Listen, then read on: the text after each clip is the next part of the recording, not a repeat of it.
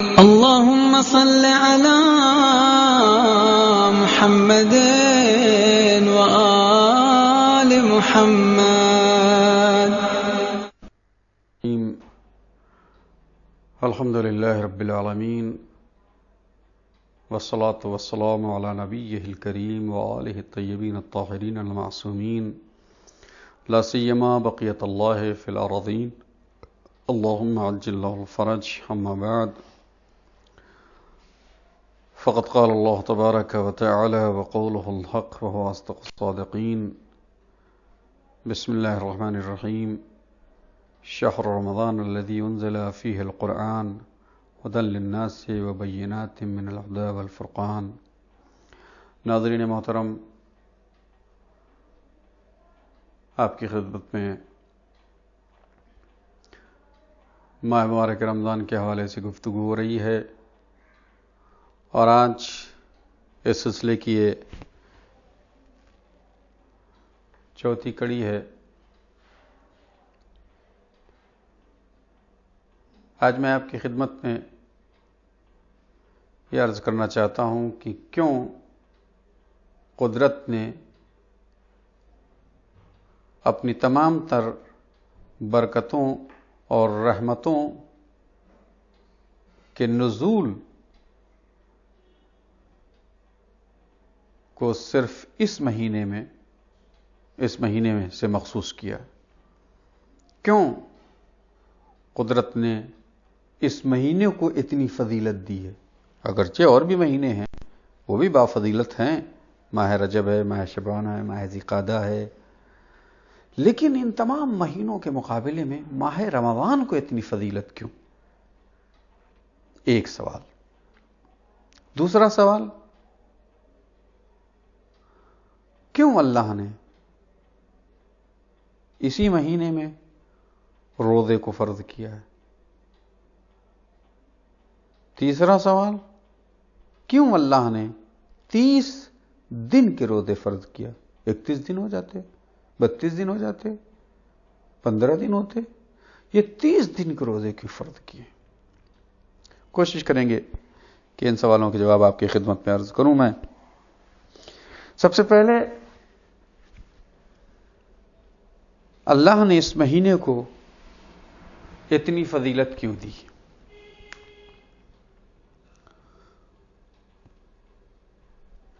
یہ مہینہ اگر آپ دیکھیں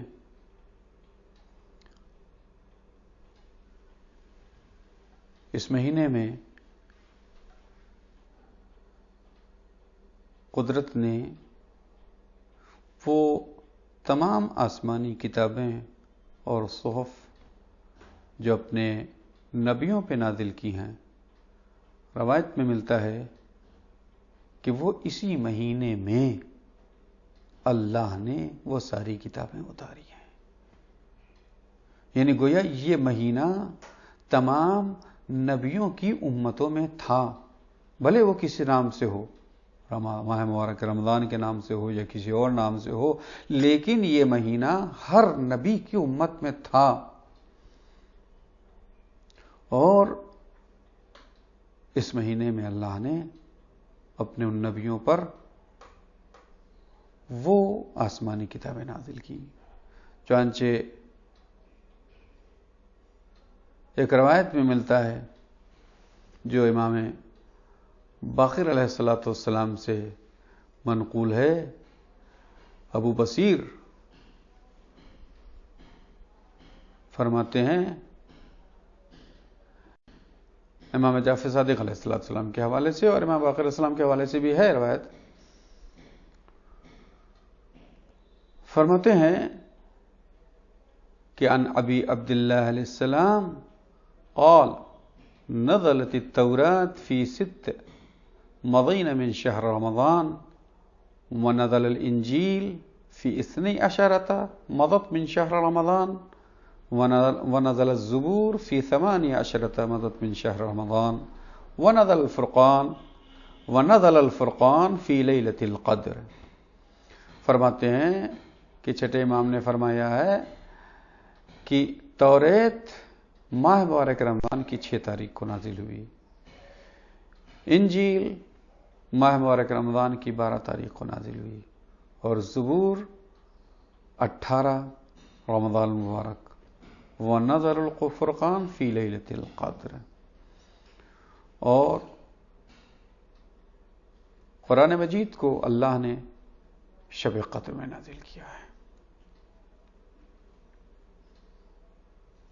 تو یہ چاروں کتابیں آسمانی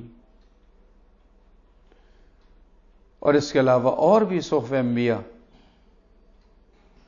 دوسری حدیث میں ہے کہ تمام آسمانی کتب اسی مہینے میں نازل ہوئی۔ تو یہ اس مہینے کی ایک خصوصیت ہے، اور اسی لیے اس مہینے کو اللہ نے تمام مہینوں پہ افضلیت دی ہے۔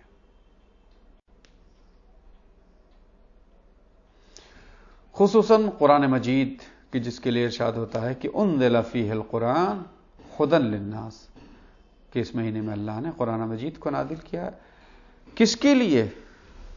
بڑی عجیب تعبیر ہے، مسلمانوں کے لیے نہیں، فقط مومنین کے لیے نہیں، ھدی للناس، انسانیت کے لیے، لوگوں کی ہدایت کے لیے۔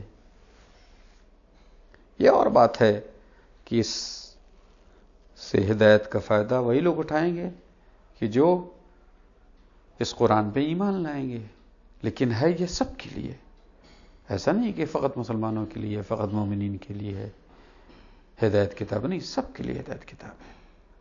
البتہ جو لوگ اس کی ہدایت سے فائدہ اٹھائیں گے وہ کون لوگ ہوں گے؟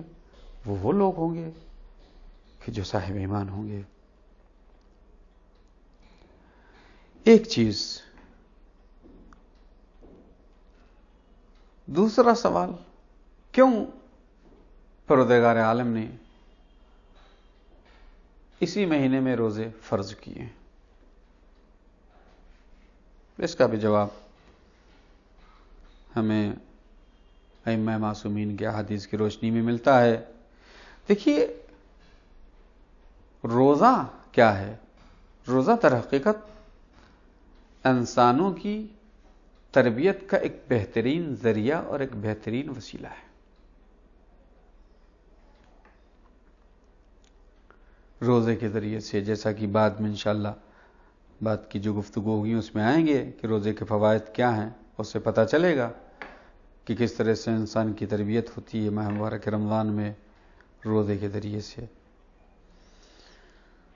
روزہ انسان کی تربیت کے لیے بہترین ذریعہ ہے، بہترین وسیلہ ہے۔ اور قرآن مجید یا جتنی بھی آسمانی کتابیں جو اس مہینے میں نازل ہوئیں وہ کیا ہیں؟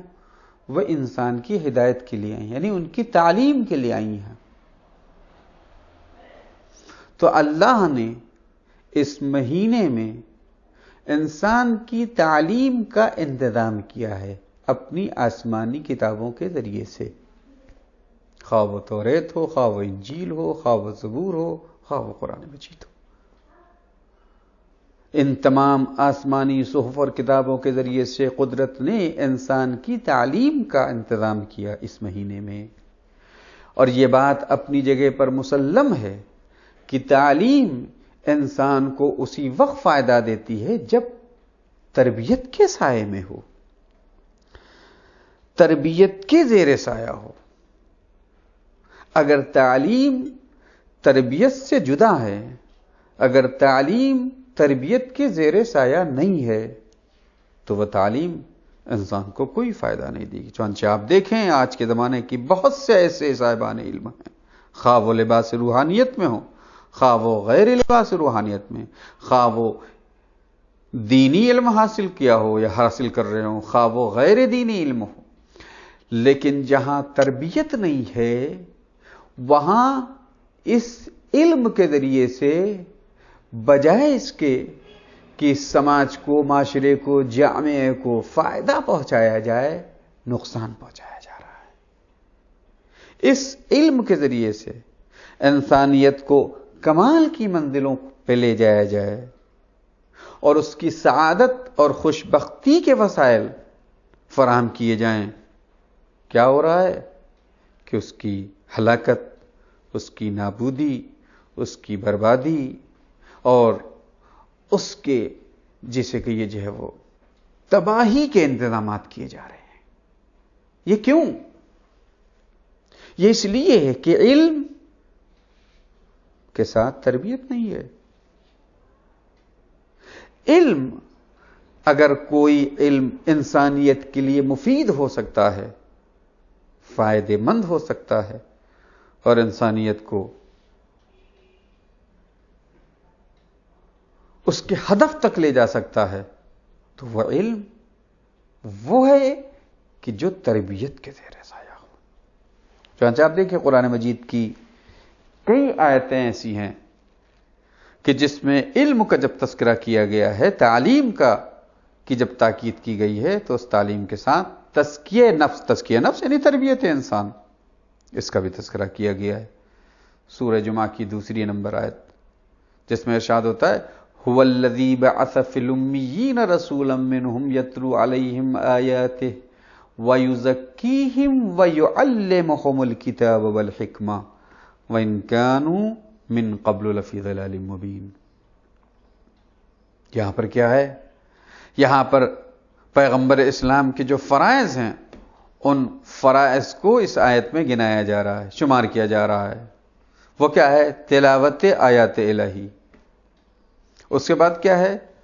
یزکیہم، تزکیہ نفس یعنی تربیت، ویعلمہم الکتاب، اور اس کے بعد کہا گیا ہے کہ وہ کتاب و حکمت کی تعلیم دے گا۔ تو یہ جو تزکیہ نفس ہے، اسی کو تربیت کہتے ہیں۔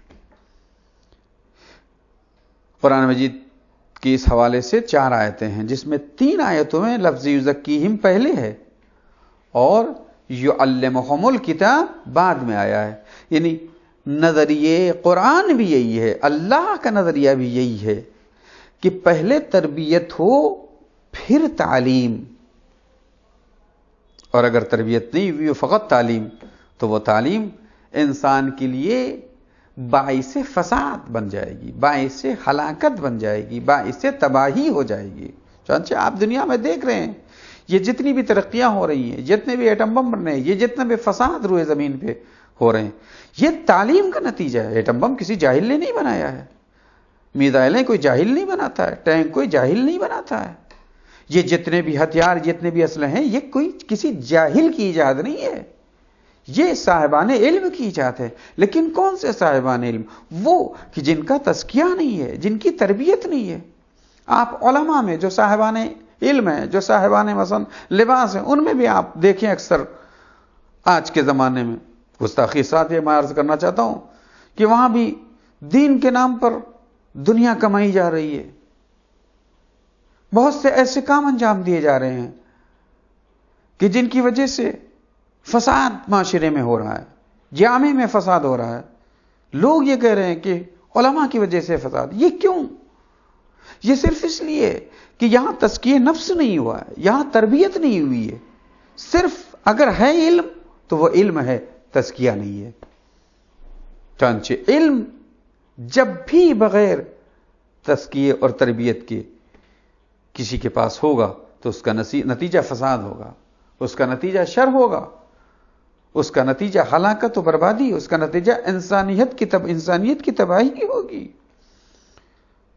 اسی لیے آپ دیکھیے قدرت نے بھی جب اپنے انبیاء کو بھیجنا شروع کیا، ایسا نہیں پہلے اس نے کتاب بھیج دی ہو کہ جاؤ پہلے سیکھو، علم حاصل کرو، بعد میں ہم تمہاری تربیت کریں گے۔ نہیں، پہلے اس نے آدم کو بھیجا ہے، پہلے نبیوں کو بھیجا ہے، پہلے تربیت کروائی ہے اور تربیت کے بعد تعلیم کا انتظام کیا ہے۔ پیغمبر اسلام 40 سال تک آپ نے اپنے عمل سے اس قوم کی تربیت کی ہے، اور اس کے بعد قرآن کریم کا نزول شروع ہوا ہے، اس کے بعد تعلیم کی بات آئی ہے۔ تو چونکہ تعلیم اور تربیت ضروری ہے، ایک ساتھ ہونا چاہیے۔ اگر تعلیم بغیر تربیت کے ہے، یہ بھی انسانیت کے لیے مضر ہے، اور اگر تربیت ہے لیکن تعلیم نہیں ہے تو اس سے بھی انسان کمال تک نہیں پہنچ سکتا ہے۔ قدرت نے ماہ مبارک رمضان میں جب تعلیم کے اسباب مہیا کیے، آسمانی کتابوں کو بھیجا، تو اس تعلیم کے ساتھ انسان کی تربیت کا بھی تذکرہ تربیت کا بھی انتظام کیا ہے۔ چنانچہ اس انسانی تربیت میں جو سب سے اہم رول ادا کر سکتا ہے وہ روزہ ہے۔ اس لیے اللہ نے روزے کو ماہ مبارک رمضان میں رکھا ہے کہ تعلیم بھی ہوتی جائے اور اس روزے کے ذریعے سے انسان کی تربیت ہو جائے۔ اور جب تعلیم اور تربیت ایک ساتھ ہو گئی اور اب انسان جب ماہ مبارک رمضان سے باہر آئے گا تو ایک پاک و پاکیزہ، طیب و طاہر اور کمال کی طرف گامزن انسان جو ہے وہ رمضان المبارک سے باہر آئے گا۔ اسی لیے حدیث میں ملتا ہے کہ رمضان المبارک سے انسان جب باہر آتا ہے تو اس طرح سے پاک و پاکیزہ ہو جاتا ہے جیسے اول دن بچہ ماں کے شکم سے آتا ہے۔ پاک و پاکیزہ، معصوم، بے گناہ۔ ویسے انسان جب ماہ مبارک رمضان سے باہر آتا ہے تو طیب و طاہر۔ کیوں؟ اس لیے کہ اس کی تربیت ہو گئی ہے، اس کا تزکیہ ہو چکا ہے، اس کو تعلیم بھی مل چکی ہے، اور جب تعلیم اور تزکیہ دونوں اس کے ساتھ ہے تو اس کا نتیجہ پاکیزگی ہے، اس کا نتیجہ طہارت ہے، اس کا نتیجہ کردار کی بلندی ہے، اس کا نتیجہ انسان کو کمال کی طرف مسلسل چلنا ہے۔ یہ فلسفہ ہے کہ اللہ نے ماہ مبارک رمضان ہی میں روزوں کو واجب کیا ہے۔ آئیے اب دوسرے سوال کہ کیوں اللہ نے 30 روزے ہی معین کیے ہیں؟ وقت ہے ہمارے پاس تو اس حوالے سے گفتگو کرتے چلیں۔ اس حوالے سے ایک حدیث ملتی ہے معاویہ ابن عمار سے، عن الحسن ابن عبداللہ عن آبائہ عن جدہ الحسن ابن علی ابن ابی طالب علیہ السلام۔ یہ معاویہ ابن عمار نے حسن ابن عبداللہ سے، عبداللہ نے اپنے آبا سے، اور انہوں نے اپنے جد امام حسن سے، اور انہوں نے مولا کائنات سے فرمایا کہ انہ قال جاء نفر من اليہود الى رسول اللہ صلی اللہ علیہ وآلہ فسألہ اعملهم عن مسائل فكان فيما سألوا انه قال له لا لأي شيء فرض الله الصوم على امتك بالنهار 30 يوما وفرض الله على الامم السالفة اكثر من ذلك فقال النبي صلى الله عليه وآله ان آدم لما اكل من الشجرة بقي في بطنه 30 يوما ففرض الله على ذريته 30 يوما الجوع والعطش والذين يأكلونه بالليل تفضل من الله عليه وكذلك كان على آدم عليه السلام ففرض الله ذلك على أمتي ثم تلا هذه الآية كتب عليكم الصيام كما كتب على الذين من قبلكم لعلكم تتقون أياما معدودات قال اليهود صدقت يا محمد۔ یہ حدیث مولا کائنات کے حوالے سے کہ پیغمبر اسلام کی خدمت میں ایک یہودی حاضر ہوا اور اس نے سوال کیا، بہت سے مسائل کے بارے میں سوال کیا، جس میں ایک سوال یہ تھا کہ اللہ نے کیوں آپ کی امت پر 30 دن کے روزے فرض کیے ہیں اور دوسری امتوں پر اس سے زیادہ؟ فقال النبی، پیغمبر اسلام نے جواب دیا، ان آدم لما اکل من شجرت بقی من فی بطنی 30 یوما، جب جناب آدم سے اس شجر ممنوع جس کے قریب جانے سے اللہ نے منع کیا تھا، جب اس سے پھل کھایا تو بقی فی بطنی 30 یوما، تو اس کا اثر، وہ غذا جو ہے آپ کے شکم میں 30 دن تک باقی رہی۔ پیغمبر فرماتے ہیں ففرض اللہ علی ذریتہ، اللہ نے ان کی ذریت پر 30 دن جو یعنی بھوک اور پیاس کو واجب کر دیا۔ والذین یاکلونہ باللیل، البتہ یہ جو رات میں اللہ نے اجازت دی کھانے کی، تفضل من اللہ، یہ اللہ کا ایک فضل ہے، لطف ہے۔ وکذالک کان علی آدم، کرے اسی طرح سے جناب آدم پہ بھی فرض کیا گیا تھا۔ ففرض اللہ ذلک علی امتی، اور اللہ نے اس وجہ سے میری امت پر 30 دن روزے کو فرض کیا ہے. ثم تلا هذه الآیہ، اور پھر آپ نے اس آیت کی تلاوت کی جو روزے کے وجوب کے حوالے سے ہے کہ کتب علیکم الصیام کما کتب علی الذین، کہ اللہ نے تمہارے اوپر روزہ واجب کیا جیسا کہ تم سے پہلے والی قوموں پر بھی واجب کیا تھا. لعلکم تتقون، تاکہ تم متقی ہو جاؤ. تو یہودی کیا کہتا ہے؟ صدقت یا محمد، آپ نے سچ فرمایا. اور اس کے بعد پھر وہ کہتا ہے کہ جزا کیا ہے جو روزہ رکھے اس مہینے میں؟ فقال النبی، پیغمبر فرماتے ہیں ما من مؤمن یصوم شهر رمضان احتسابا الا اوجب اللہ تبارک وتعالی له 7 خصال، کوئی بھی مومن اس مہینے میں روزہ نہیں رکھے گا مگر اللہ تبارک تعالیٰ اس کے لیے 7 خصلتیں پیدا کرے گا. 7 خصلتوں سے اللہ اسے نوازے گا. پہلی یہ ہے کہ اس کے جسم سے حرام زائل ہو جائے گا، حرام ختم ہو جائے، یعنی حرام کے اثرات اگر اس کے جسم میں تو سب کے سب ختم ہو جائیں گے. والثانی، اور دوسرا جو مثلا جو اس کا اثر ہے کہ وہ اللہ کی رحمت سے قریب ہوگا. تیسرا اثر یہ ہے کہ اس کے باپ آدم یعنی ابو البشر آدم کی جو خطا تھی، جو ترک اولا تھا، اس کے لیے کفارہ ہو جائے گا. والرابعہ، اور چوتھی خصلت یہ ہے کہ سکرات الموت اس کے لیے آسان ہو جائیں گے. 5ویں خاصیت یہ ہے کہ قیامت میں بھوک اور پیاس سے اس کو امان مل جائے گی. والسادس، اور 6ٹھی خصلت یہ ہے کہ اللہ اسے جہنم کی آگ سے براءت کا پروانہ عطا کرے گا. اور 7ویں خصلت یہ ہے کہ اللہ اسے جنت کے میووں سے اس کی مہمان نوازی کرے گا. تو اللہ نے ان روزوں کو 30 دن اس لیے واجب کیا، جس میں سے ایک یہ علت ہے، بقیہ علتیں تو خداوند عالم بہتر جانے گا، جو پیغمبر اسلام نے بتایا ہے کہ اس لیے کہ چونکہ جناب آدم کو جس شجر سے، جس درخت سے روکا گیا تھا اور آپ نے وہ پھل کھا لیا، ترک اولا ہوا، چنانچہ اس پھل کا جو اثر تھا، وہ غذا جو تھی آپ کی شکم میں 30 دن تک رہی تھی، باقی رہی تھی. اس لیے اللہ نے، تاکہ ان کے جو نسل ہے، ان کی جو ذریت ہے، اس کے ذریعے سے یہ ان کے ترک اولا کا کفارہ ہو جائے. تو یہ ہے 30 دن روزے کی علت. آئیے ہم مسائل کے حوالے سے جو ہے وہ گفتگو کریں. اس سے پہلے کے جلسات میں میں نے نیت کے حوالے سے گفتگو کی تھی. اب آئیے وہ امور کی جن سے روزہ جو ہے وہ باطل ہو جاتا ہے. روزے کو وجوب میں بلوغ بھی شرط ہے، عقل بھی شرط ہے، نیت، بلوغ، عقل، یہ ساری چیزیں ہیں.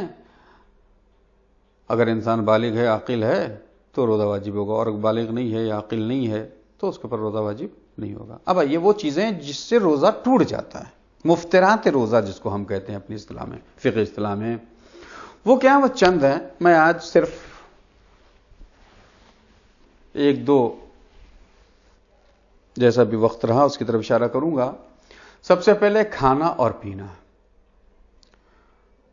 ولو کانا قلیلین، فتویٰ یعنی کم سے کم بھی، حتیٰ کہ اگر وہ دانت میں جو سحر کے وقت کوئی چیز اگر پھنس گئی ہے یا گوشت کا کوئی ریشہ پھنس گیا ہے، اگر وہ بھی آپ نے صبح صادق کے بعد دانت سے چھوٹ گیا اور اسے نگل لیا آمدن کی ایک شرط ہے، تو روزہ آپ کا باطل ہو جائے گا. یا پانی کا ایک گھونٹ بھی آمدن اگر آپ نے نگل لیا ہے تو روزہ باطل ہو جائے گا. البتہ اگر کوئی شخص بھولے سے کوئی چیز کھا پی لے، انسان پہلے دن اس نے روزہ رکھا، بہت گرمی تھی، پیاس تھی، ہوتا ہے اکثر ایسا ہوتا ہے کہ چونکہ پہلا دن ہوتا ہے، عادت ہوتی نہیں ہے، انسان کے ذہن سے نکل جاتا ہے. بازار گیا، اس کے دماغ میں بالکل نہیں ہے کہ یہ ماہ مبارک رمضان ہے، آج پہلا روزہ ہے. اس نے پانی پی لیا، جوس پی لیا. اب جب پی لیا تو یاد آیا، ارے میں تو روزے سے تھا. تو اگر کوئی عمل بھولے سے ہو، سہون، تو یہاں پر اس کا روزہ صحیح ہے. آمدن اگر کھائے پیے گا تو روزہ باطل ہو جائے گا. لیکن اگر بھولے سے ایسی غلطی ہو گئی ہے، جان بوجھ کے نہیں، تو اس کا روزہ انشاءاللہ صحیح ہے اور کوئی حرج نہیں ہے. یہ ایک مسئلہ. دوسرا مسئلہ میں بہت ہی جو مختصر طور پر بیان کروں گا.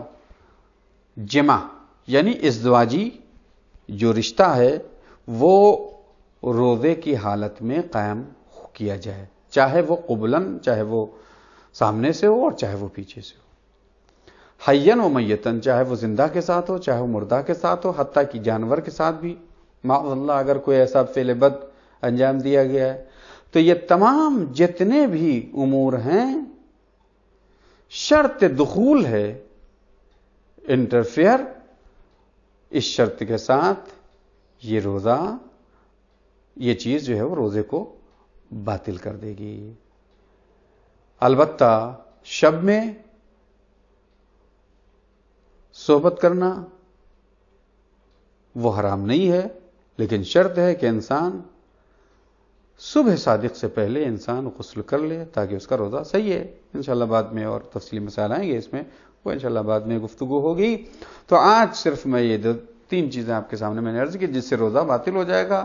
ایک کھانا ہے، دوسرے پانی ہے، اور تیسرے وہ ازدواجی رشتہ قائم کرنا روزے کی عالم میں، اس سے بھی روزہ باطل ہو جائے گا. والسلام علیکم ورحمۃ اللہ وبرکاتہ.